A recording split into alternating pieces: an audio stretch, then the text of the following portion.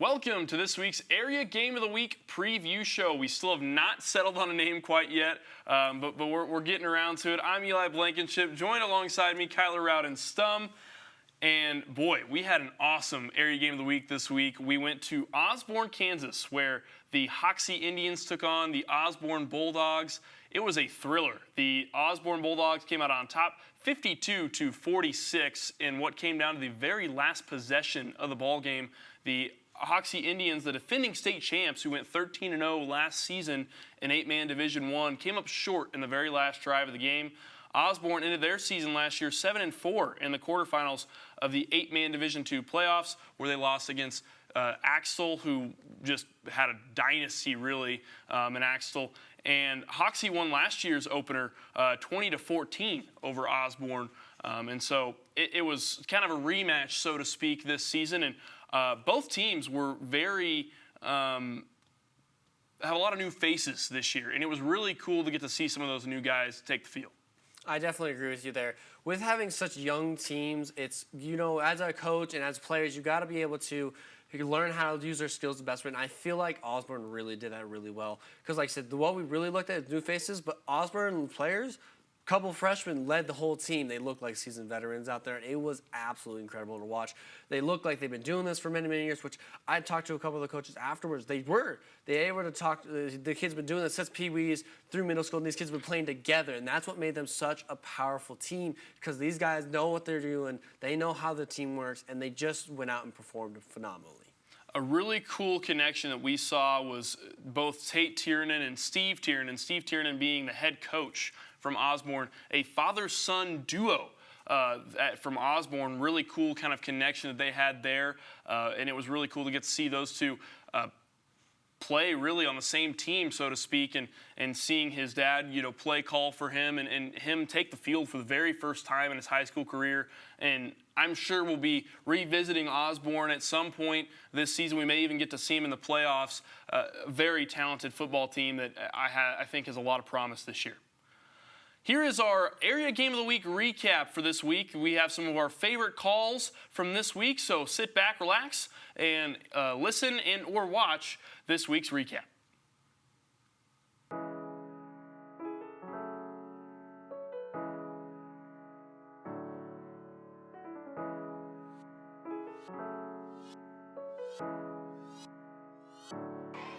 We welcome you to Osborne, Kansas. I'm Eli Blankinship, joined alongside me, Rowden-Stum. It's the first ever TMN Area Game of the Week, and boy, we are excited. How you feeling, Kyler? It feels great to be out here. We pulled up to the field. We're already loving the vibe out here. These kinds of football games mean something different in the community. It's really people who like to show up, and the football is just more natural out here. I love it out here. I'm ready to get started. It's the Bulldogs and the Indians. Going head-to-head, and on a run is Meyer. Meyer still on his feet, punches it in for 6. The defending state champs are on the board. Snap goes back to Tiernan. Rolls out to the left. He's going to take it himself. Going through the middle of the field. He's still on his feet. Makes two-man miss. He's going out to the right. He's still on his feet and is brought down right around the 11-yard line in Indians territory.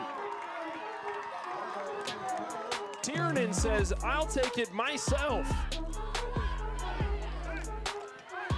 Rolls out to his right. Still on his feet. He's in trouble. Fires one into the end zone. It's a touchdown. The Bulldogs go up by 6 more. These Bulldog freshmen are the real deal. Tiernan will throw the ball out to his running back and receiver, Donovan Holloway, who will punch it in for the 2-point conversion. Meyer with 2 in the backfield. Meyer takes it himself out to the right. He'll pitch it off. He's got a man in Nicholson. Nicholson's brought down right around the 30, and that will run us out to the halftime marker. And wow, what a first half it's been. It's been action-packed, to say the least. The Bulldogs leading it 20-12 going into halftime. Tiernan with an empty backfield. Lines up out of the shotgun formation. He's got one receiver to both sides. He drops back in the pocket, looks to his left, looks to his right. He's in trouble. He dances the backfield. He'll roll out to the left. dancing in traffic. He gets past the line of scrimmage. He's still on his feet.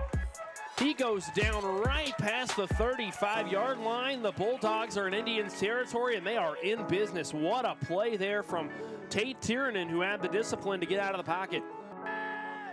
A big pass downfield, an electric play to start the fourth quarter of play. The Indians take it all the way to the house, and it's brought to you by number 42, Matt Brett. Bulldogs break their huddle. Tiernan lines up under center. Two running backs in the backfield. Tiernan will hand it off. He's got Holloway, who picks up about 4 yards on the play. Tiernan rolls out to the right, fires it downfield. He's got his man. It'll be number 34, Zane Poor. The Bulldogs leading at 44-32 in our inaugural area game of the week for Tiger Media Network. Tiernan will take the run outside, and he will pick up the first down, converting on the fourth down play for Osborne.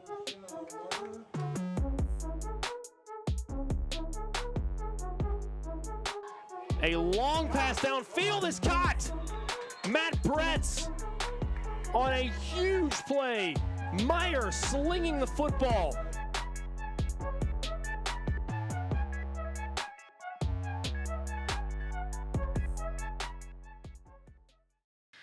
Thank you for watching our recap. That was our this week's best calls and a big collection of some good video shots that Parker Nisbeth was able to capture for us. A big shout out to Parker Nisbeth for doing some drone footage for us, along with some photography and even some sideline footage. It gets us a really cool perspective up close and personal the week after, to be able to really, get that all edited up nice and clean and put our calls over it to where it just puts together a really nice recap for us. So big shout out to Parker Nisbeth along with Kyler Rowden-Stum for helping me assemble that video. A big thank you to that. And a big thank you to Osborne and their entire community for allowing us to have the very first ever Tiger Media Network area game of the week in Osborne, Kansas. It was an absolute pleasure to be able to do that, and an honor to be able to do that. I definitely agree with you there. It was really fun. And a lot of people there, that's what life's about going on. So I know I talked about last year the importance of getting so that the people out there are just as good right there. So that's why we want to share this too, is just to get those recaps, show the town a little bit too, and show why it's so good to have a community like that, because they work so well together for the team. Up next, we have our on-field post-game interview with Bulldogs head coach Steve Tiernan.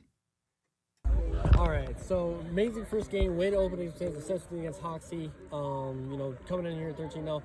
What was your guys' kind of idea coming in this game? Having a lot of young players, and especially having them start out there. And how did you think they performed? I thought they did a great job dealing with that adversity. It was a back and forth game, and just getting lined up and doing what you're supposed to do is what we talked to them about. They're all young. They had no varsity experience.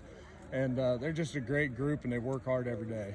And then how did you think they performed, even with the difficulty, went up 6 early but went down back to 12-6? What was the kind of talk when you went down against a team like Hoxie with the record they kind of have? What was kind of talk with them?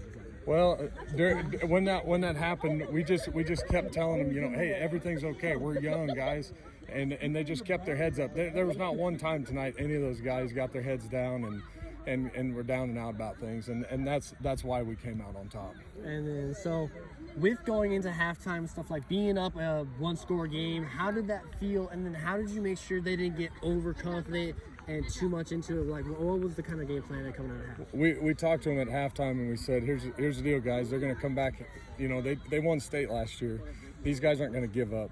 And we knew that they were going to keep bringing it every play, and we just kept bouncing back and doing a great job. So. And then kind of towards the end there, when it came all the way down there, 6 points, and then almost a fumble right there towards the end. What was kind of your thing, make sure that their spirits were high, and make sure they kept focused, kept into it, even getting that close? Yeah, well, and the biggest thing there is just keeping them calm and making sure that we did our jobs. And talk to every single one of them and say, hey, this is it right here. We got to get a first down on that last drive. If we got a first down, then we could run the clock out. So it was one of those things that, you're talking to young guys that are just a little jittery, but they did settle in, and I thought they did a really nice job. Mm-hmm. And then anything else you'd like to add about this team going in the season? Any statements you'd like to make just for as a team as a general? these kids have done nothing but win from youth football, junior high football, and now we're in high school football, and that's what we talked about before the game. They're no longer freshmen. We don't really have anybody with any experience as far as varsity football, but it's a game of football, and they've been playing it for a long time, and they love it. Great group of kids, work together, they like each other, and that makes a huge difference. We're going to move on to Kansas high school football. We're going to go kind of around Kansas this week since we have some schools that have been able to play their games now. We can actually kind of talk about them. It's hard to talk about teams in week 0 where there's just a bunch of speculation. So we're going to go through the Kansas Sports Central high school football rankings and some notable ones that I saw. In second in the state of Kansas is Manhattan High School. They beat Garden City 43-13 this last week, and they're getting ready to play Lawrence Free State this week. So that'll be a big test for them taking on a Kansas City school. Yeah, I definitely agree with you. Especially coming in second, though, you came behind another team, though. So you're trying to make everything work. You're trying to build your season from last year.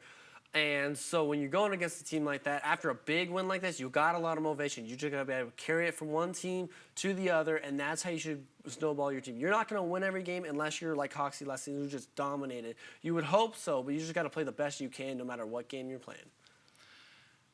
In fifth in the rankings is Wichita Northwest High School in the Wichita area. They took care of business versus Bishop Carroll this week, 42-21. They'll play East High School this week, which is another Wichita local city league school. It's interesting, though, Northwest took on Bishop Carroll, a private school. Sometimes those private schools have an upper hand against those public schools like in Northwest High School. Talk a little bit about that. They've got the private school ability to be able to recruit. Yeah, definitely private schools have always been one of the things about in small town areas. It's like always been a concern that always dominate a lot of the time. So it's really interesting to see when you see those public schools go up against them and then really take care of business going in there. So that just shows you there really is no one side or the other. They might have one better thing than you guys. They might be able to pick and choose who they want. But in overall, then it really just comes down to the team that goes out in that field and who really wants it more. So there's really no reason to fear the private schools going against them. It's just another football game. Northwest historically has been a very talented program. They've dominated 6A divisions many, many years, have many state championships. So it'll be interesting to see how they perform this year in Class 6A. Up next was Hayes High School, local here in Hayes, Kansas. They took on Derby, and boy, a nail-biter. They are ranked 9th in the power rankings in the state of Kansas. They beat Derby 22-21 at the very end of the game. Came down to a 2-point conversion. And those games, those are exciting ones to watch. No matter what level you're watching, whether it's the high school, college, anything above that, it's just so incredible to watch. Makes it such a great game. And that was probably a game a lot of people are going to remember for a long time as the season opener, just because how close and how good and how just everything that happened, everything just fell right for Hayes. They probably had a few issues here and there, but then they all just worked through it no matter what challenges that came against it, and that's what made them, get the win right there at the end. Seems as though Hayes High School football is still very pertinent and will still be very relevant this year in Class 5A. It'll be really interesting to see how they perform. They play Choctaw this week, so they will have that matchup.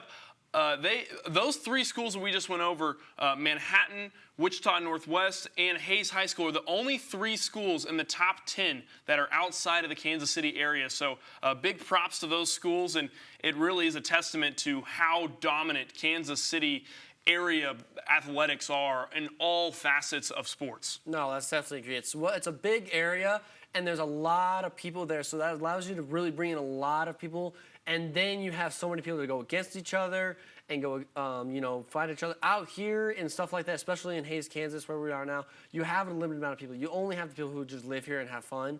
And so the fact that they're able to build a program like that with the kids that they have is absolutely incredible. With, limited resources, they don't have the big resources like Kansas City have because they have so much more income than they do out here. And so that's a big thing to see is when those schools get up there in those rankings. We're going to go underneath the top 10. We're going to go, it was a top 25 ranking, so we're going to go over the 22nd and 25th spots. 22nd was my alma mater in Mays High School. They beat Goddard 55-28. They'll take on Andover this week. This is really one of the first times that Mays has really been in the discussion since the departure of Avery Johnson, who's now playing at Kansas State. Talk a little bit about that. And, you know, a lot of teams, you know, you built your program on one player, and as soon as he leaves, that's where they kind of struggle with, is they didn't plan for the future. Now they realize that probably once as soon as he left. Now they're trying to figure out a rebuilding. Clearly, like I said, they just got back in the conversation. Let's see if they change the road of they're going to go back around one player, or if they're finally getting through, hey, we got to even it out here, get some momentum with the whole team in here. And in the 25th spot is Andale. They are the only 3A school in the top 25 rankings. And if you didn't see this headline, I would be surprised. They beat El Dorado 104-0. And believe it or not, that's not the lowest scoring game they've had recently in the last 4 years or so. They beat Nickerson 108-0 in 2022. So this is a culture and dynasty that they've had at Andale for many, many years. Talk a little bit about that crazy scoreline. And I mean, like, you're going to listen to critics and talk all about it, the 104-0 and stuff like that. And, you know, it's just you're playing football. I get there's limits to, like, hey, we should really stop. But with what I've heard, there's a lot of, they weren't really trying to go. Both teams are going as much as they can. They didn't keep their starters in a lot. They put in the backups. Like, it wasn't them trying to be mean. It's just how it ended up, and that's just how it goes. Unfortunately, for some of those teams, is, you know, like I said, you have what you have, and sometimes you go against those bigger, stronger teams. It just ends up something like that. But there was no real intention to run up the score like that intentionally to be a mean team. Andale has been a program that's competed with schools at all levels, and they actually put in a lot of their backups by the second quarter, and so it really was just a difference in skill. It really had no means to have ill will or bad intentions towards the other opponent. And so they play Wellington this week, so we'll see kind of what the score line will look like there. Andale has really dominated 3A for quite some time. This week's area game of the week, we're going to reveal it right now. It's Logan-Palco taking on La Crosse at La Crosse, Kansas this week. I'm really excited for this one. It should be a good game. Logan-Palco had a really excellent season last year. La Crosse, not so much, but both teams coming off week 1 wins. Logan-Palco, they beat Stockton 46-0 on the road, and it was quite a dominant performance from Logan-Palco. They'll take on La Crosse this week, who La Crosse beat St. John this last week in a nail-biter. They beat them 28-24. Last season, Logan-Palco took care of business versus La Crosse, and they beat them 64-34. So maybe a little bit of vengeance or redemption for La Crosse this year. I definitely agree with you. Just like last week, though, I bet you a lot of people went going into our area game of the week, Osborne and Hawks. I thought a lot of people thought Hawks might have taken that one pretty easily. But you never know with going into these games. Like I said, both teams coming off wins. They both got momentums. They both have, you know, stuff they got to work on, they know. So after week 1, week 2 is really where you start seeing a lot of teams start settling in, start getting their flow, just because they're working out those games. You're still going to see a lot of kinks no matter where you go, but this is the time where teams like, okay, we've had some real game time. We've had some real game practice. I know who's good and where they go. And so we're really going to see who's going to be the one locks in more and who's still got a lot to work out. So that game will start at 7 o'clock on Friday night. Be sure to tune in to the Tiger Media Network YouTube channel. The game coverage will begin at 6:30. We'll have a pregame show about 5 minutes or so before the game starts. And then the game will, of course, follow at 7 p.m. and we'll have coverage all throughout the night until the end of the game. And then, of course, we'll have our recap and whatnot and everything that following week. I'm really excited to get out there, so be sure to tune in for that game. It should be a good one. And stay tuned to our socials for updates for that game.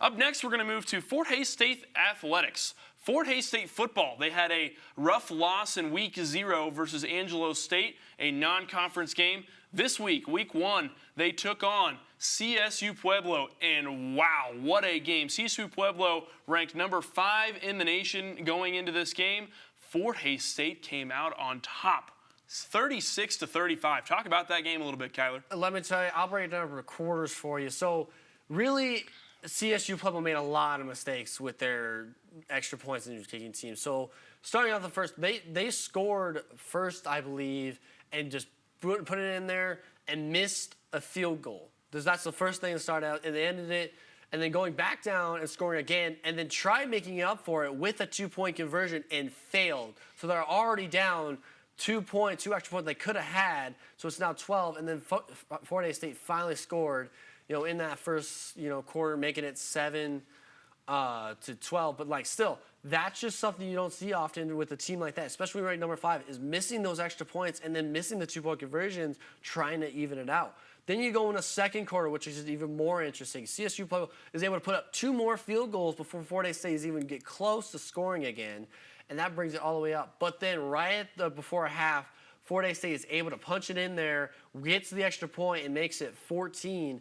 But that's not even it. Fort Hays State is able to get the ball back within that amount of time, push it all the way down, and then kick a field goal there, bringing them down by 1 point, ending the half 22-21. That was just an crazy first half. Third quarter, coming out here, both teams go scoreless, playing either good offense or good defense, maybe some misplays there. Then the fourth quarter, this is where the nail-biter gets. A lot of risks were taken and a lot of mistakes were made. Right out the gate, CSU continues what they're doing in the third quarter, scores, putting them up 29-21. Then Fort Hays State responds right back, and then it scores, and then puts it in for a 2-point conversion, tying it at 29s. Now, both teams go back and forth, make some drives, and then Fort Hays State is the one who comes out on top there, scores first, and then gets the extra point, putting them up 36-29. But there's time left for CSU Pueblo. 27 seconds left. They're able to punch it in, no huddle, really quick offense. Then it comes to the extra point again. Goes up and kick it, misses. And then there's nothing to do. They tried an onside kick, didn't get anything there, loses 36-35. So really, if you add 3 points on here, CSU Pueblo would have had the win, but they just mental errors on the kicking side, which is also crazy to say when they made 2 field goals earlier in the game. So it's just one of the things that you got to work on as a team. Like, even if they just didn't go for that 2-point conversion in the first quarter and went for the 1, they could have had a better standing. But, like, that's something you got to work at as a team. But, Fort Hays State just probably played really amazing there, especially keeping up with the number 5 team is just a champion or an accomplishment itself in general. Comes to show that maybe some of those offensive struggles that we saw against Angelo State week 1 may have just been working out some of those kinks, getting some of those first game nerves out of their system. We talked to our very own Mayan Paz, a sports reporter for Tiger Media Network, did an interview with Coach Brown after that first loss against Angelo State, and he said this wasn't their team. This loss would not define them. They go on the road, play a really tough place to play, and took on CSU Pueblo, where they just took care of business, and what a game that was. John Johnson, actually the MIAA Defensive Player of the Week this week, and Fort Hays State really put on a show on the road, and it was impressive. They play this Saturday at home versus Nebraska Kearney. They play the Lopers, a rivalry game there in the MIAA, so that should be a fun game to watch. So be sure to tune in the MIAA network for that game. Fort Hays State Volleyball, they had their home tournament this weekend, and they have 2 games at home on the 11th and 12th, whereas additionally, Fort Hays State Men's Soccer, they'll play the 11th versus CSU Pueblo at 6 p.m., and Fort Hays State Women's Soccer will take on Augustana in Hays, Kansas, the 10th at 7 p.m., and Fort Hays State Men's and Women's Cross Country will be running on the 13th in North Newton, Kansas. And then additionally, Fort Hays State Women's Tennis will be playing at Colorado Mesa, Pueblo, Friday and Saturday at Pueblo, Colorado. It's a lot of stuff going on this weekend, especially for Fort Hays State. A couple home stuff. And so you're going to be wanting to stick around for that, especially for football this season. We're going to see another home game from them. This should be electric, should be exciting. And then you got with the volleyball leading up to that, after a dominating week in their classic this week, now they host another tournament back-to-back, so they get home court for 2 weeks straight. It should be really good for Fort Hays State. Well, for all of you that have stuck around until the very end, thank you all so much for tuning in. Joining alongside me has been Kyler Rowden-Stum. I'm Eli Blankinship, and this has been the Tiger Media Network Area Game of the Week Preview Show.